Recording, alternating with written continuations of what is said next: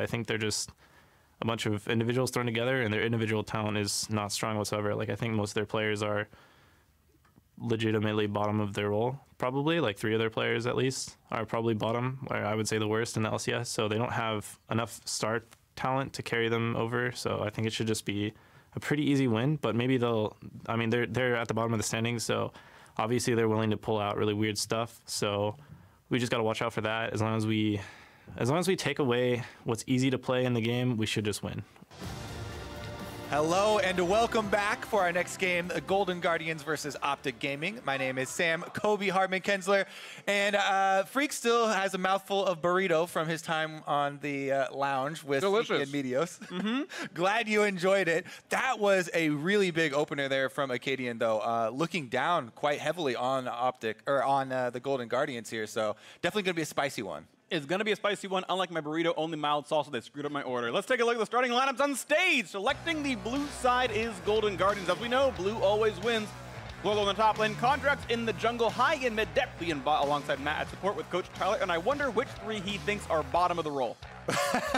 Well, let's see. On the red side, it is going to be OpTic Gaming facing them. Up top, now in from their Academy squad, is Dokla.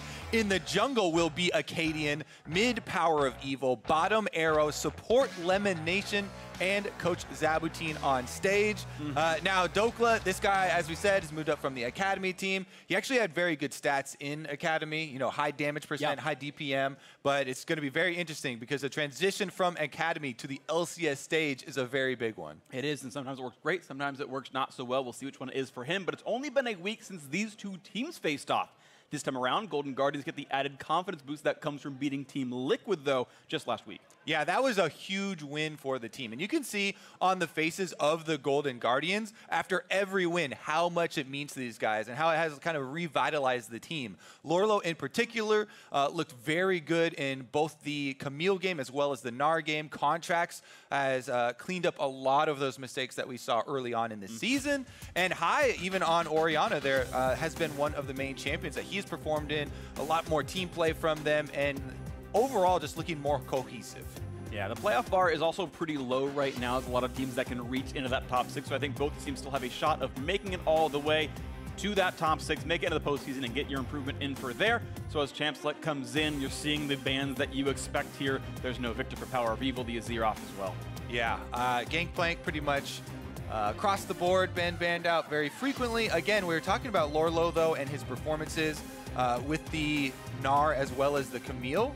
Going up against the Academy top laner, Golden Guardians might be looking to focus that role. Yeah, and Dokla, to be honest, like to bring him up more specifically, he has been really good. If you guys watch the OpTic YouTube series about their team, they said, you know, we looked at the stats for the Academy top laners, like, wait a second, the best top laners actually ours. Dokla's actually doing the best in Academy, and they weren't lying. If you look at the stats, that's actually true. He has the highest damage per minute of any top laner, the highest damage share of any top laner, highest damage share on his team, by the way, in OpTic Academy. He has played a bunch of champions that definitely fulfill that role. Sure, yes. He's even played Aurelia up there, which we haven't seen other people do.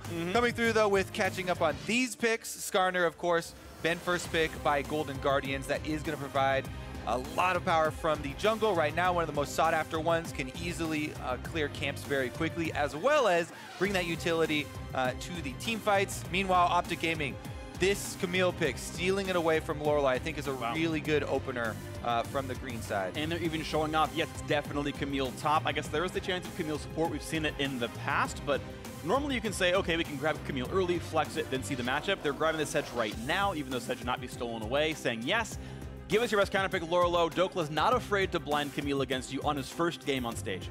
And I'm interested as well, since now you would get a free double pick for the Golden Guardians. A lot of people have been talking about the power, again, of Xayah and Rakan and how the duo has risen up, but they're not going to go for it here. They do split it. Varus, definitely one of the classed ones, is going to be able to rush the Rage Blade and provide a lot of early game power, as well as scaling fairly smoothly. When they leave Ryze up for High as well. We are still on 8.3, but of course Ryze a very strong champion in Pro, and High going to get another highly sought after mid laner. OpTic clearly were not rushing to pick that champion. Again, the Sejuani did not need to be grabbed yet. They chose to let the Varus and Ryze go over. No rush for them, so I'm curious what they think they want.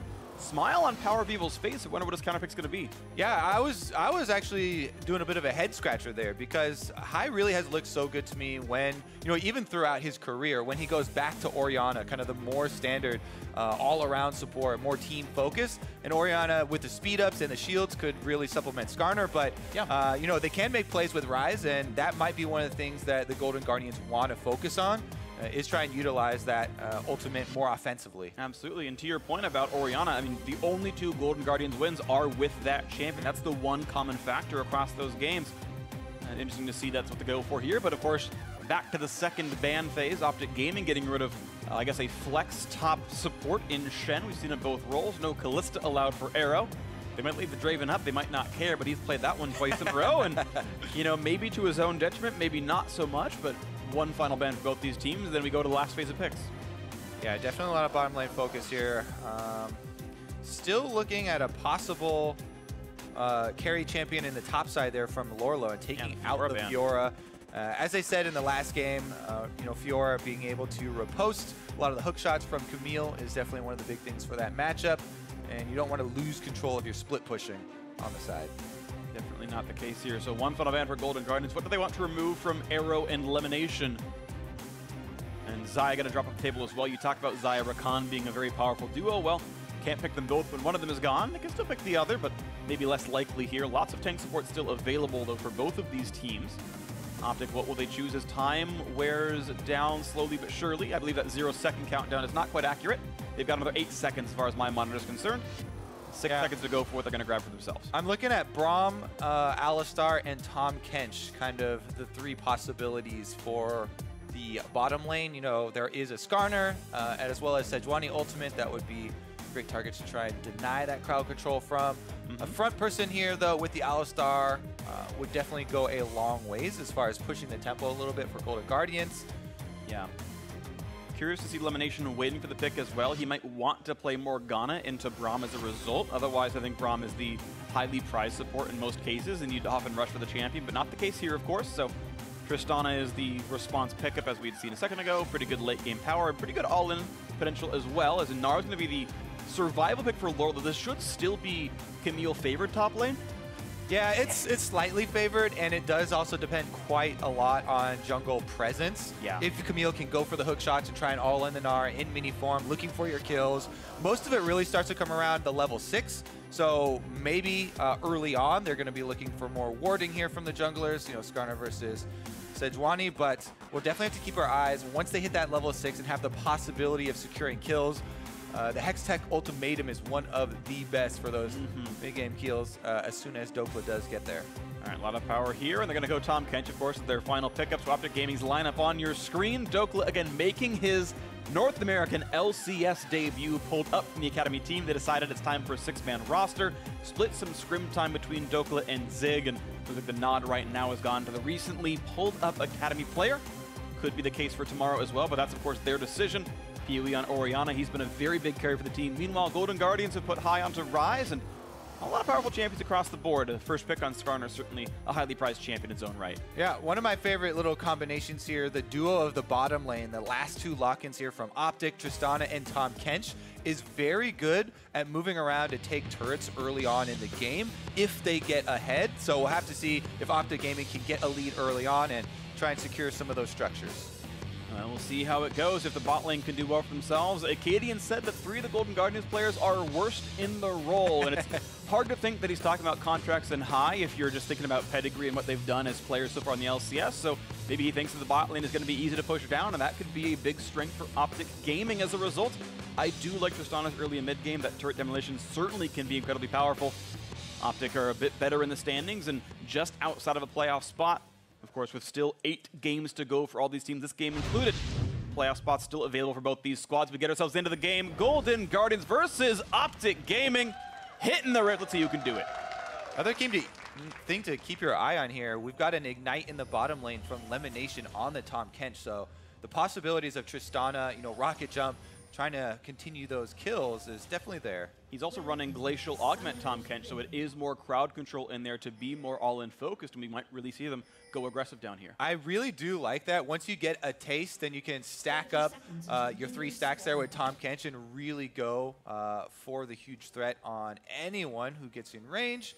So definitely a volatile bottom lane, and we actually might see Acadian switching up his pathing, even though you would expect him to try and visit the Camille lane.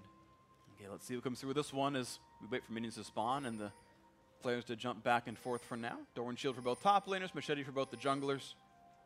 Pretty similar starts on all things. The major difference being that High has gone with the Unsealed Spellbook, same as Power of Evil, but is running Dematerializer in that spot. Going to be a little bit interesting to watch for what comes out of that, if you can get the wave pushing and maybe be the first to roam. We do expect there to be some action on the bot side of the map. Considering the Ignite and everything else, that could be a very fun place to look. As the monsters spawn, it will be a duo lane leash for both teams. This is very much par for the course, the expected opener. Yeah. With the case here. As much as we are putting a magnifying glass on this Ignite and the Tristana Tom Kench combination, Lemonation actually, as a support, has some of the worst statistics for support players in the entire league. Lowest KDA of all the support players, highest death share for his team, and very importantly is a very low experience difference. Actually the lowest. So that can come from multiple things. You know, you can say, oh, roaming around a lot, but oftentimes it comes from getting pushed out of lane or being sent back to the death chamber, which you can kind of see from the deaths that he has accrued. So it is definitely a lot of offensive capability down there, but typically this year he has been the one getting punished. We'll see if they can turn that one around in this game. OpTic have had a slightly better season, but of course very close on both these sides. Quick turnaround as Contracts have taken down 2 camps. It was red into Raptors into the blue, and now up to the top scuttle to help give Lorlo a bit of safety as Nara's getting the early push, as you kind of expect from this matchup, and this will give him just one extra little way to stay safe. Acadian actually a much heavier clear, staying around top side for a very long time, doing Krugs in his first clear. Will spot Contracts coming by, and Contracts actually going to get to steal Raptors. As a result, looks like Acadian did not think it could duel around that area of the map and just simply gave up Raptors first time. Yeah, that's why Acadian's got some awkward pathing here that you don't see too often, but taking control of Raptor Camp is huge for Contracts. The Golden Guardians are going to want to keep this timer and be able to continually steal away this very large pack of experience and gold, the best mini camps to keep after. So we'll probably see continued top sort of presence from Contracts here on the Skarner. He still could farm his own blue side as well and continue to keep the vision supporting this lane, granting Lorlo the ability on Gnar to push in, you know, make a big abuse case of his range advantage versus Camille early on. You can see it in the CS already, and getting Dokla pushed in. See if that comes through. Yeah, 2 CS, not the worst in the world, but we might grow in a little bit. Gold pretty equal across the 2 teams, and every lane is in a fairly similar spot. A bit more farm for Contracts, a bit more for Power of Evil, but otherwise par for the course on most of these sides. High in his third, going to get 3 or 4 more CS right here, and Dokla so far just trying to stay alive. This matchup will flip a little bit later. Typically, Mini Gnar is quite squishy, his base stats among the lowest in the game, and the 2-on-1 can work very well if they can get in on that one. Nice little sidestep by Arrow, gets away from the heart-shaped volley of arrows. No damage from Deftly there. Well, I've got a lot of bottom side river control for OpTic, and you can tell that Acadian kind of wants to work off this area. The control ward was spent down there. They do also have control of that Scuttle Crab and the Spire, so maybe they are trying to add a little bit more presence to support this Ignite Glacial Augment side down here. But so far, Matt and Deftly just farming up, not overextending, not getting into those melee battles. Yeah. It's also interesting, Lemonation went for a slightly greedier start, went refillable potion in his opening buy as opposed to the triple potion of Matt. But they have burned 1 potion out from Matt and 1 from Deftly as well, so a bit more poke has happened from the OpTic duo. Still Deftly pretty healthy and not getting pushed down before too terribly long, or sorry, not too quickly I should say. But maybe they can find their next road in. Look for the dodge. Nope, not going to find that one. Dokla gets a couple of attacks in and kites right back out. Does not get hyper triggered, so does pretty well in the trade with lower than a half HP. Also, if you're watching the mini-map, both junglers are hovering around mid lane here. And this OpTic control ward, as we go for a little bit of a trade here, Power of Evil trying to bait High. The ward in the river below the mid lane here, where it's kind of sitting at the curve. Some people call it the banana bush.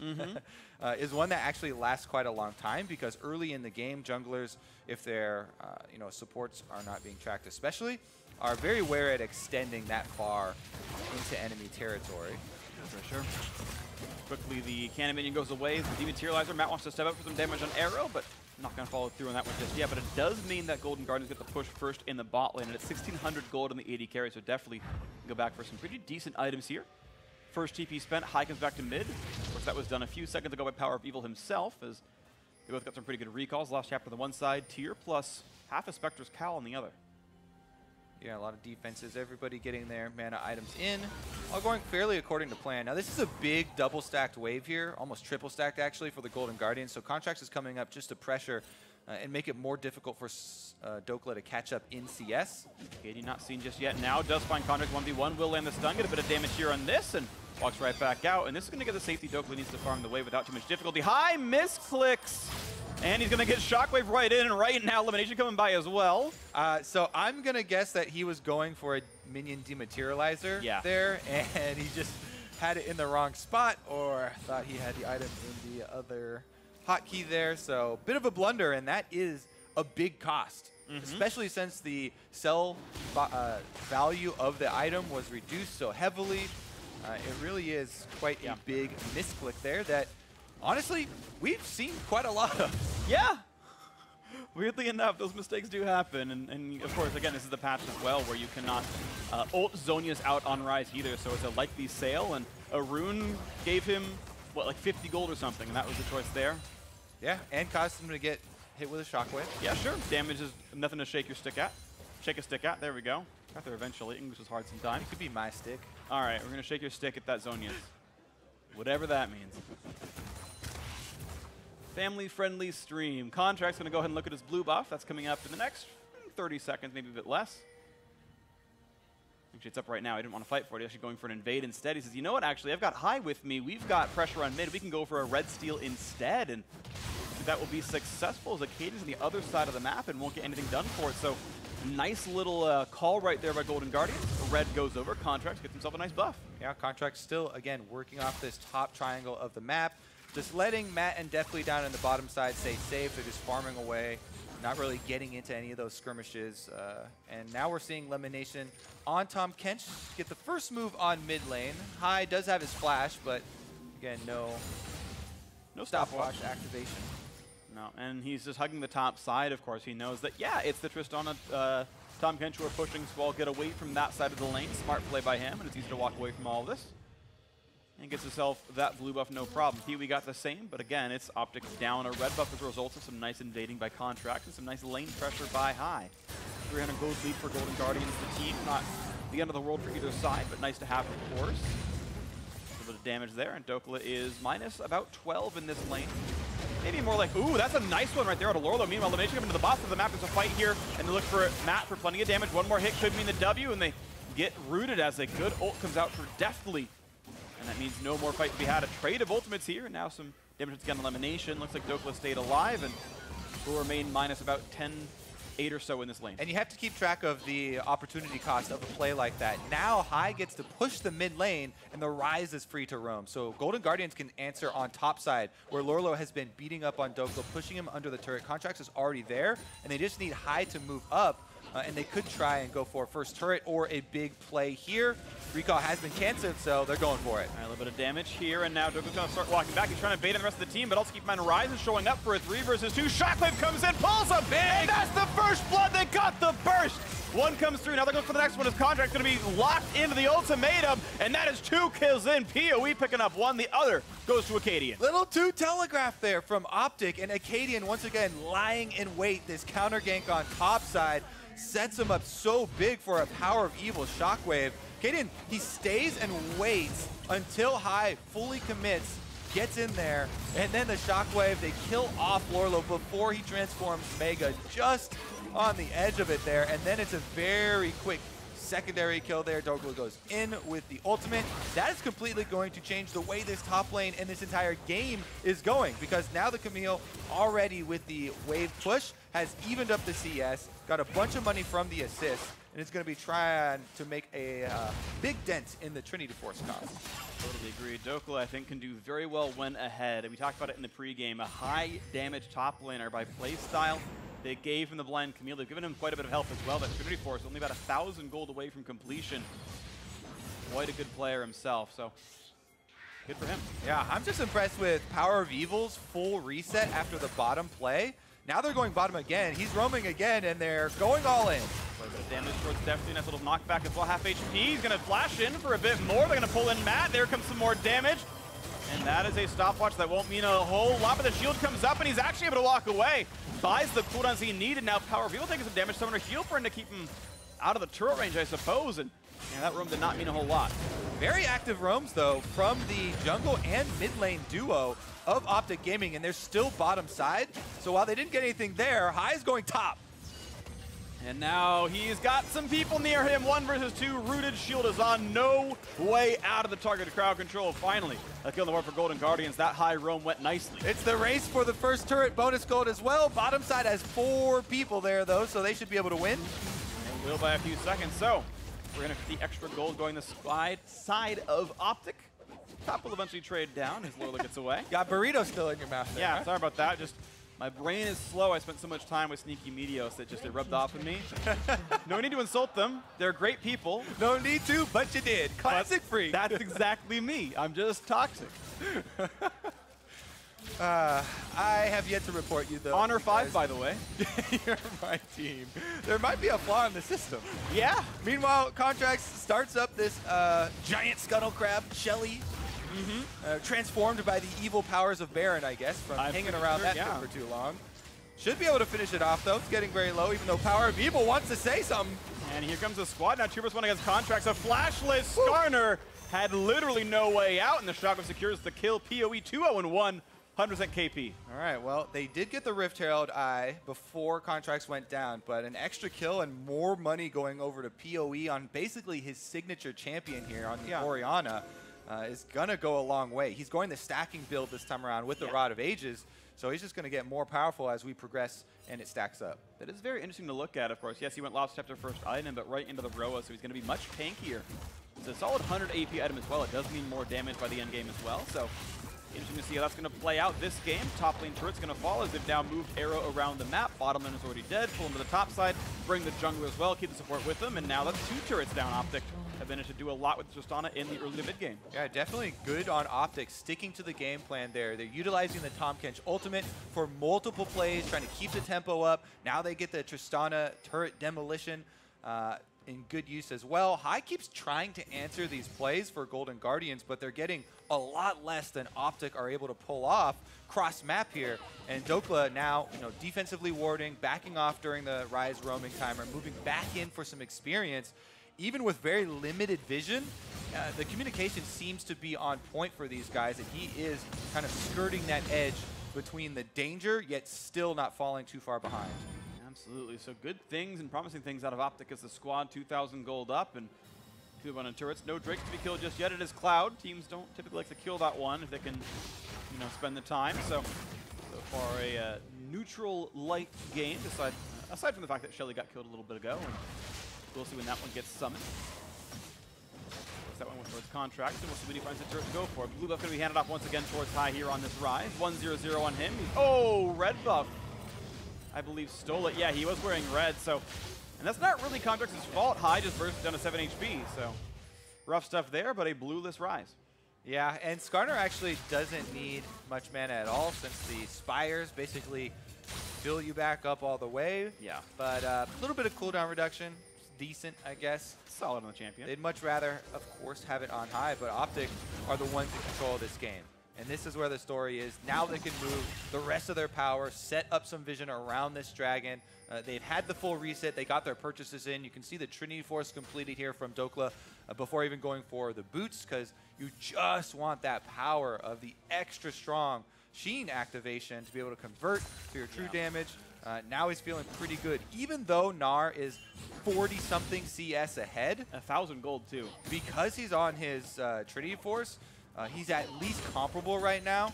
especially if they had to teleport during mini-Gnar exhaustion or something like that. There's a lot of high-impact, immediate effect felt from a Camille coming in and getting off a Hextech ultimatum on somebody, being able to burst someone down. But for Golden Guardians and their perspective, they really want to get some effect out of this Lorlo on Gnar being so fed. Contracts might be able to sting someone. They're going to pull in the support, but Arut's going to buy some time on both these guys. Elimination going to stay fine, and now no ult for Contracts, but there's the ulti in across from Matt, and this could be the first kill. Shield comes up, but there's still nowhere to go, and definitely gets a kill credit there. Second on the board for Golden Guardians. Yeah, great focus there from Contract. He knows if he goes for anyone else, Tahm Kench is just going to devour, so they punish the Tahm Kench, stun him up, take him down, and Golden Guardians are going to get back into this game. They take away the Cloud Drake, and now they need to try and reset because OpTic are trying to counter with a mid push. Well, Predator, I think, was just popped, so who's running around where? Or am I an idiot and that was just on his keyword? Contracts would be the only one with Predator, I believe. Yeah, but I thought I heard the sound effect. All right, well, let's take another look here because he used it. Maybe you're looking to head into the replay, Freak. Who knows? Maybe that's what it was. Time Traveler, Freak. They do get the Skarner Sting there on elimination, like we said. And again, then they just continue to focus the support. Even though it's annoying for you sometimes to burn through 2 health bars and have to get through the gray health, it was a very good catch by the Golden Guardians. And they were rewarded with the Cloud Drake, as well as being able to get back and defend the all-important mid tower, their last outer that's left standing right now. Yep. All right, let's see what can come in out of this one as the game has gotten a little bit closer. 1,700 gold apart for both of these teams. Morellonomicon now done for Power of Evil. We'll see what comes next for him. Of course, the Abyssal Mask is long been completed for high as well, so quite a bit durable against the magic damage dealer of Orianna in his lane. Fires go back and forth. Let's see what the next big play is going to be. No Drake for a while, and no Baron for 3 minutes. So all you can do is play for turrets, as OpTic do have control of this bottom river. No easy way to see Lemon and Arrow coming around, but not an easy fight against High. Yeah, I like rotating your duo lane when you have a Tahm Kench, especially into the mid here. You know, Tristana with Static Shiv already gets to wave clear very easily and stay very mobile with the possibility of using Abyssal Voyage to make a play on the side. Camille, as we said, even though she's so far down in CS, is still threatening since they have the mobility of a Tahm Kench. Right now, though, Lemon gets focused again. Predator was popped, and he forces a flash. And the ult out of Arrow as well, so that'll be on cooldown for about 100 seconds until the next one comes around. They clear in the mid lane. Golden Guardians sieging with 4. Yeah, they have Power of Evil rotating down from top, but he might not get there in time. A lot of damage done. Oh, they're going for the rotation down towards the blue buff. That should be an easy pickup, and if they caught Dokla, that could have been a kill. He's going to wait around on the side. Blue goes over to High, and out he goes. Well, they do have bottom turret very low, so I think that one finished up there. Actually, previously, there we go. Nicely done. And now they can actually move back up to mid. OpTic want to trade here because they have a minion wave on the way. See what can show up for this one. The front lines of Matt. There's the Braum multi. Shotgun pulls in a couple. Good damage at the beginning of that one. Matt getting lower on HP, forced to flash away. Acadian a bit low as well. The explosive charge comes through, and out goes Tristan. Look for the next play as Lorlo walks up. His TP was used. Doklo, it was on cooldown, so they managed to actually bait a TP out from Lorlo. Yeah, it looked like a cancel there from the OpTic side, and he continues to push. Yeah. All right, so he can catch up and farm a little bit more, but still quite a bit behind this Gnar individually. 1,300 gold underneath Lorlo. Obviously, again, LCS, a different world from Academy, but Dokla, other than surviving the very early lane and playing around some counter ganks well, he has been put behind in this game. Yeah, and I think that's why earlier on we like to point out when there's an area on the map that is very weak for your team. If Power of Evil rotates up to the duo lane, then Dokla is going to back off from the turret because the Golden Guardians have so much more pressure there with the extra members. And it is really something kind of like the unsung heroes, the guys that play the weak side of the map. They have to give up a lot of farm, give up a lot of pressure, yet still remain relevant and doing a decent job.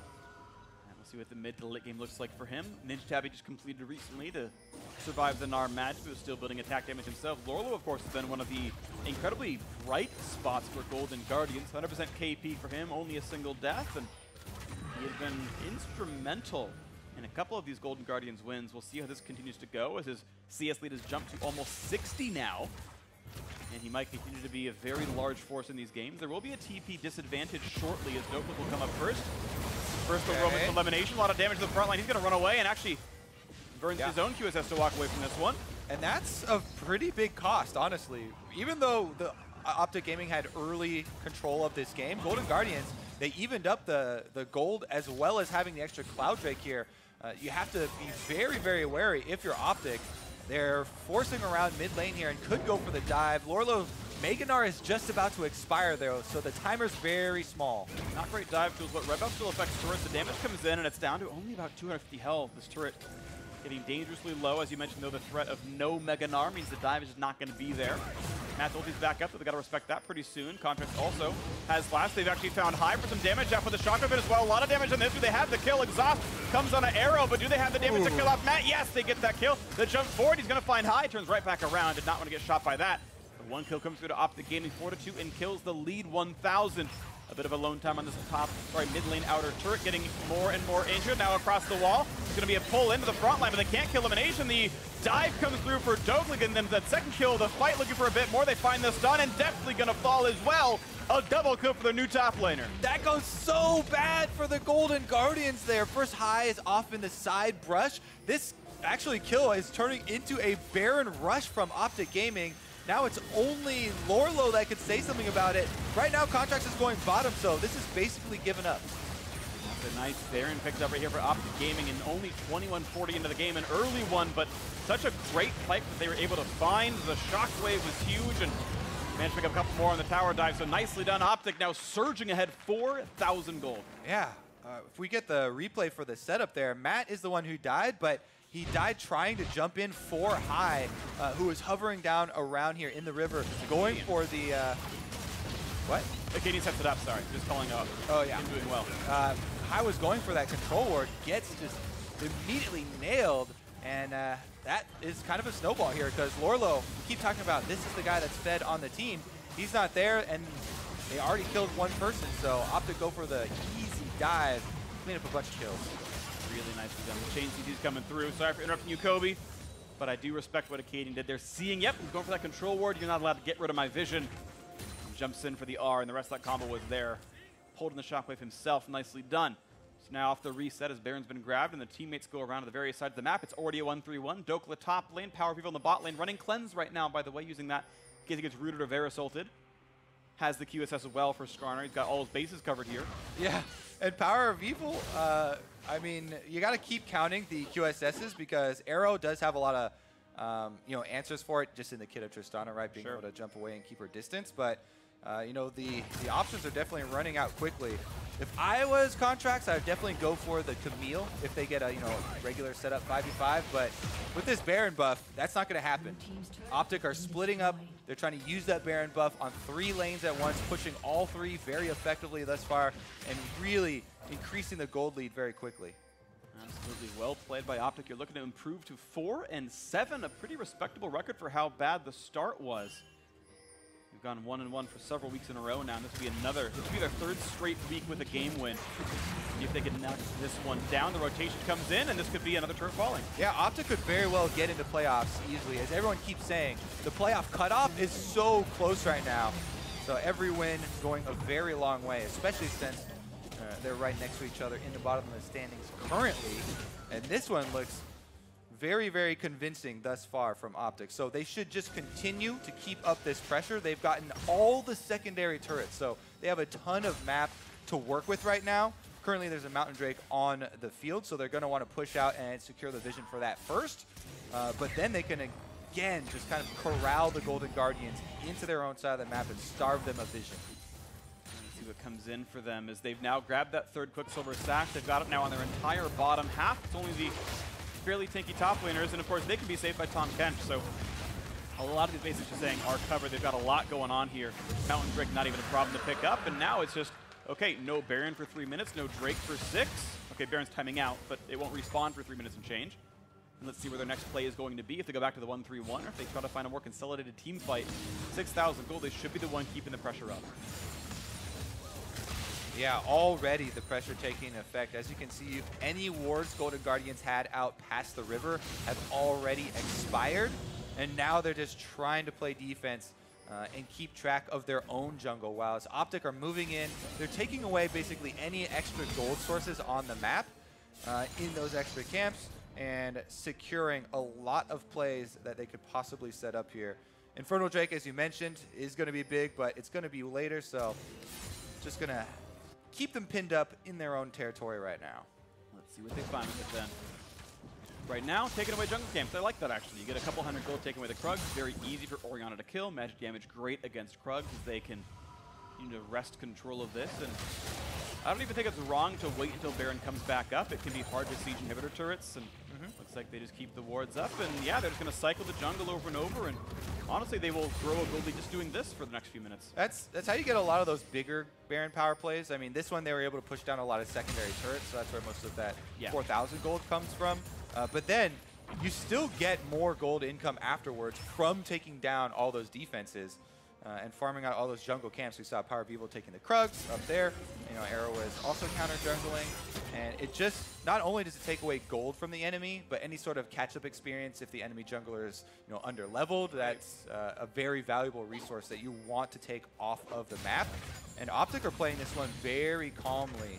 It looks like they're not going to take any of those unnecessary risks and try and get themselves right back up the standings.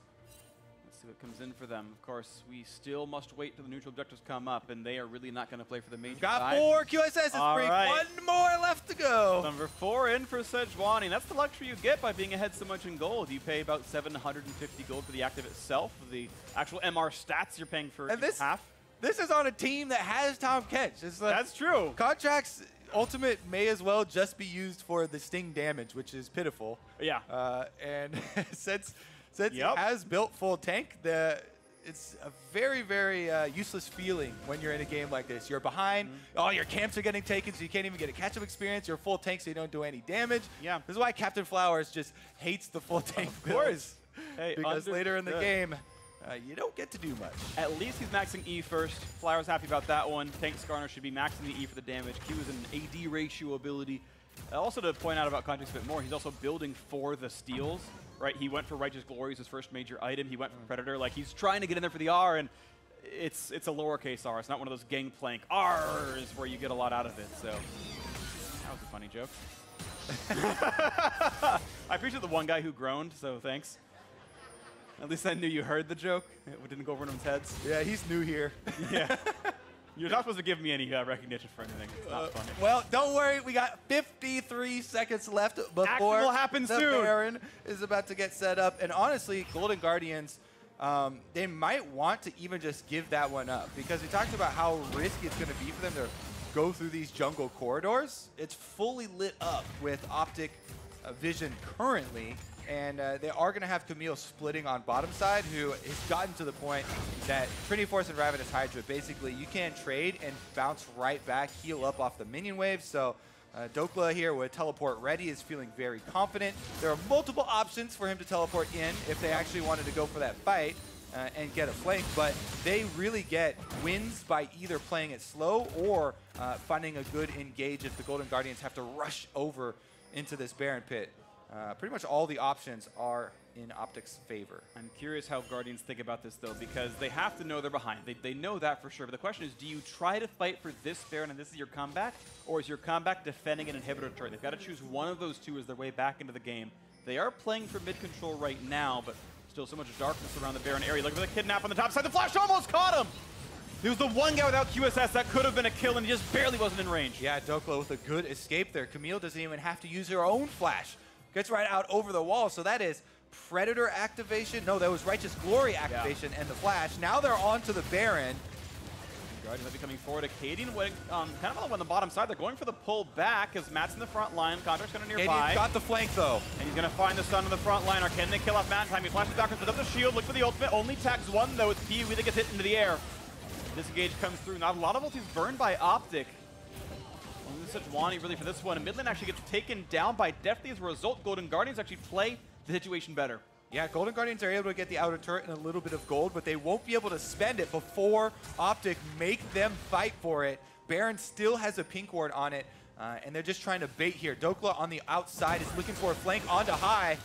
Still He's got him! Or they've got the stun. They're going to go for the ulti. He's going to get some damage up onto this guy. And can he really get out? But looks like, yes, they can push back. Douglas gets eaten up by Tom Kid. Nearly goes down, but does stay alive. Damage, though, dealt more by Golden Guardians. Going to push him out. He has teleport, though. Douglas can go back to base to refill at the fountain and teleport out onto the field, whereas High on Rise going back to base will not be able to do so. So I would force here super hard if you are OpTic. Golden Guardians move in, though. They get the Skarner Spire, and that is going to be a lot more security for themselves. OpTic are going to take that chance to also send Power of Evil back and get a full reset. This is actually very well played from Golden Guardians, considering the difficult situation they were in. Even though no kills happen, actually a pretty big tempo swing in the game. All of that setup over Baron just got turned around. OpTic got nothing to show for it anymore. They're going to catch some waves. They'll get some farms. This might mean some more gold in their pockets. There's Infernal Director's alive. Could be another small objective going their way, but they're going to have to work twice as hard again to try to get themselves that one. And even then, Dokla can't go for the Drake as High pushes them away. 1v1 me at the Dragon Pit. They don't have vision on the other's teams. And who's going to get it? No smites! It's a good happened. How much damage does Rise have? EQ is a lot of damage. 84, and it's going to go over to High, and now onto the Baron one more time as Contract reveals does not have flash. He has to walk in to find it. Akaden's going to find him. Nice juke on the open. He gets away from that one. And there's an ultimate missing, and once again, OpTic must turn away, but this time around, Guardians picked up more objectives in the meantime. The Golden Guardians never say die. Still fighting here. Find themselves an Infernal Drake, and they don't give up any ground around Baron. This is huge plays from them. They're still down over 6,000 gold here. Yet OpTic, with even with Camille in the side lane, not getting any pressure down there. Lorlo, very tanky now, is able to hold his own no problem. He still is holding this big CS lead and approaching level 18 even. So Golden Guardians very happy about this mid-game stall. Absolutely agree. You get more and more time to farm up. The Rise can go towards 6 items. That'll feel pretty good. And even with how bad Contracts feels about all of the well, we have a bit of a engage here on Akaden. Should be able to get out over the wall, and also now we've got Elimination coming around, so this could be another little skirmishy fight. Okay, over the wall goes Akaden, half HP, but does have Warmog, so he'll back up no problem. I was just going to say, as bad as it feels for Contracts, the QSS is taking up inventory slots. It's going to mean more as we go on. But now they're grouped up in the Baron Pit. Watch for the Shockwaves. And TP used to find themselves the fight, and the Rizal pulls them right back up. And that can mean they can rush towards Baron. But can the team be zoned out? POV can try to push the team away. A nice knockback by Triss. Meets no chance to smite, and Shockwave secures the kill on Matt as well. What a play out of OpTic. That is one of the more interesting Baron dances that I have seen. As Golden Guardians leash the Baron and then peace out. Good disengage that you pointed out there from Arrow. Just ulting Contracts away. Nothing he can do about that one. And OpTic are very happy to have that one handed off. Now that it's run right up the mid lane, they're going to be able to be very happy about opening the door to the base as well. It was a spicy one, but finally the Baron does come through to OpTic. Guardians tried their best. They got a little bit done, but now Contracts and High a little bit alone. High against the wall, puts the shield on, but if you have a way out, the CC is too much. A stun going to come in for another kill, too. King Me, he jumps forward for another one. A nice knockback, though. Arrow gets low on life, but he'll have the damage pick up deftly on the side. Matt respawns both shields down, but there's no one to deal damage off the crowd control. Another jump, Shockwave pulls in, make that another kill. Jump forward for one more time, and absolutely everyone's going to die for this one. An ace, courtesy of Elimination for the final kill. 12-2, and a 34-minute victory coming through to OpTic. This one ended quickly. 1 minute long. The Baron buff push ends the game. OpTic up to 4-7. What a way for that one to end. Yeah. Oh my goodness, some mispositionings, then probably a breakdown in communication after the Baron fiasco, because they were all out of sorts, and OpTic just win the game almost instantly off of that play. It was nicely played by them, though. Once they realized they had the advantage, they got the chase down. But you're right, Golden Guardians feel like they got caught out of that one. At a certain point, yep, you got pushed out of the pit, go back to your base and defend, and instead, the kills were found regardless. Anyway, that means more sadness for Golden Guardians fans. They remain towards the bottom of the table, I believe in dead last once again. OpTic, though, moving into optimistically a tie for a playoff spot, I do believe. You have to look at where every team is exactly, especially by the fact that TSM picked up a win and 100 Thieves did as well. It does pull some of those spots away from OpTic, but they are still right there within striking distance, and I think they can keep that move going. Their match tomorrow will be against TSM, who is a very much head-to-head opponent for getting one of those playoff spots. Yeah. That's going to be huge for them. Definitely so, especially considering TSM just got a victory today as well, so both teams going to be coming in feeling pretty good about Saturday. But yeah, I mean, honestly, OpTic Gaming, you know, just moving right up there in the standings. 4 wins now. They're definitely within swinging distance here of playoffs. And I know, you know, talking to all those players, that's what they have their eyes on. They're working very hard towards this goal. So what do we think about Dokla? I think that was a great first game, you know, appearance. Okay. They were playing the now last team in the league, so there weren't any, you know, big.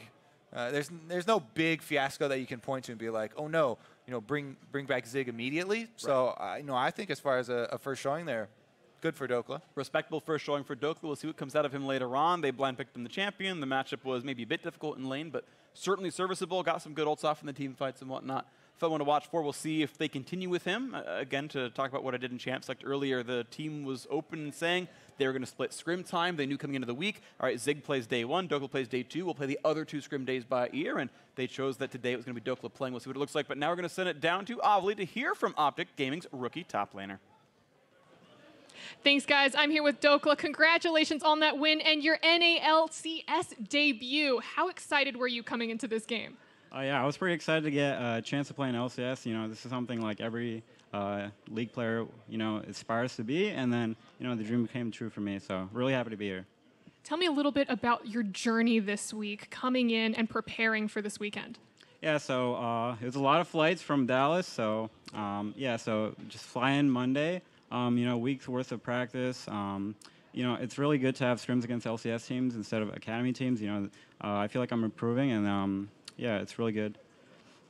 You prepared for both Academy and LCS this week.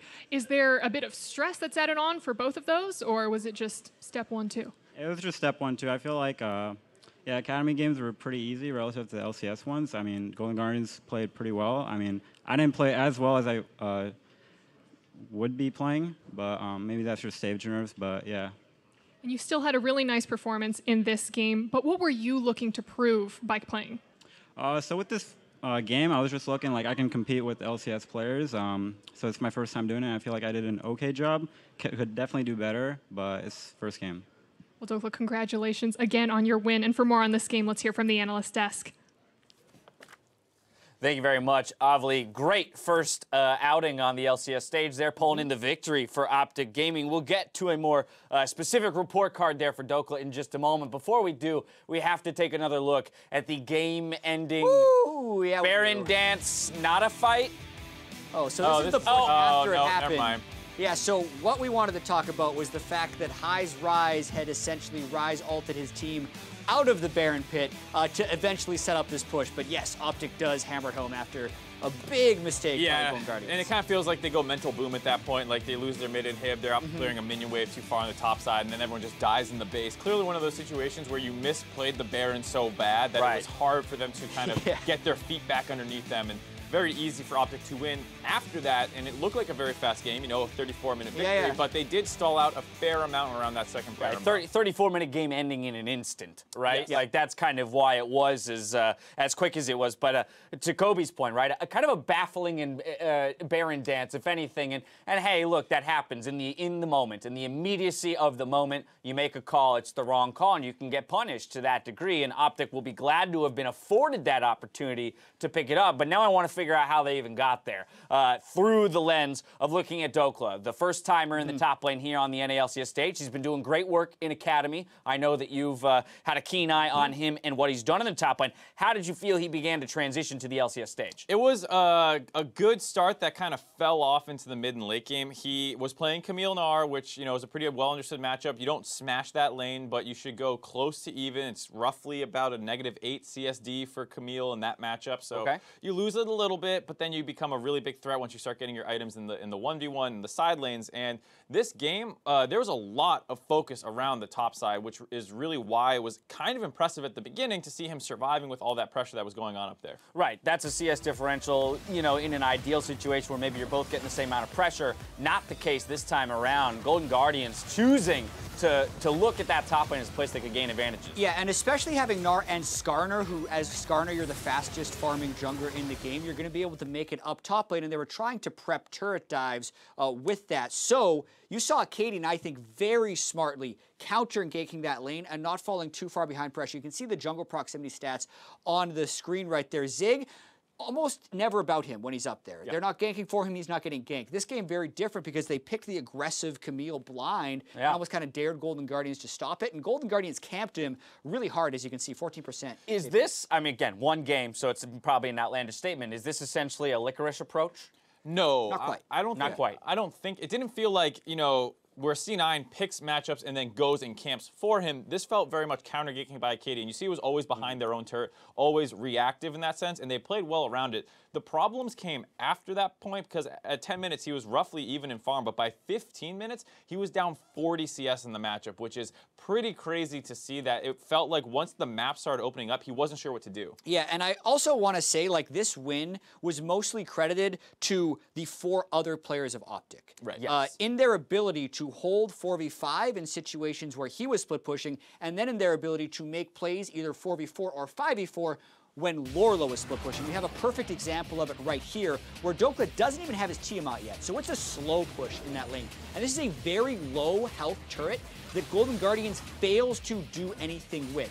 Then the pressure had actually rotated back the other way, and this is a different replay once they have Baron buff, but essentially the point was they then get a 4v4 or a 5v4 fight that had a turret dive to be able to pull that advantage. Yeah, Dokla had wrapped around behind the turret previously, so it was clear that Dokla was not playing super well on his own in the side lanes, not having that Tiamat because he fell so far behind. His CS kind of had a snowball effect where he stayed behind for a large portion of this game, and then there were a couple other situations where he was not really able to influence it quite how he wanted to. But that's being very critical of him, given that he came in 1 week of practice, obviously is not going to be totally in sync with the rest of his team. Right, I mean, we got to remind ourselves, he said he got off a plane on Monday of this week to be able to start practicing in-house with the team. So by all accounts, coming away with a victory is a fantastic debut. To your point though, Jat, perhaps the win more credited to the other 4 members, you know, covering for the weaknesses that he did show.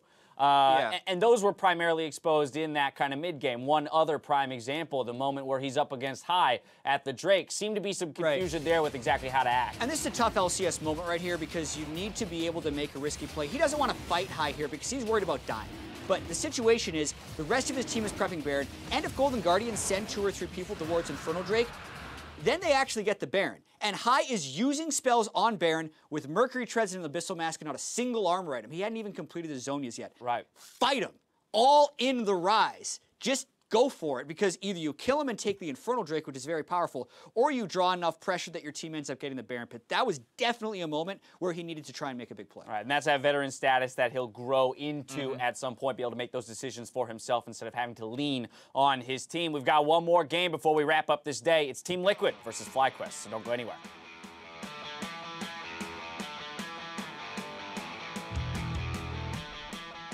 Green wall, green wall. Green wall. Green wall. Red line, green wall, blue triangle. No, blue Illuminati. Illuminati. Rise is showing up for a 3 versus 2. Shockwave comes in, pulls him, and that's the first blood that got the burst. There's the ulti in across from Matt, and this could be the first kill. Shield comes up, but there's still nowhere to go. Go rise. Right to that. Go Varus, and then Baron. Stun in the Baron. Another jump, Shockwave pulls in, make that another kill. Jump forward for one more time, and absolutely everyone's going to die for this one. An ace, courtesy of Elimination for the final kill. 12-2, and a 34-minute victory coming through to OpTic. This one ended quickly.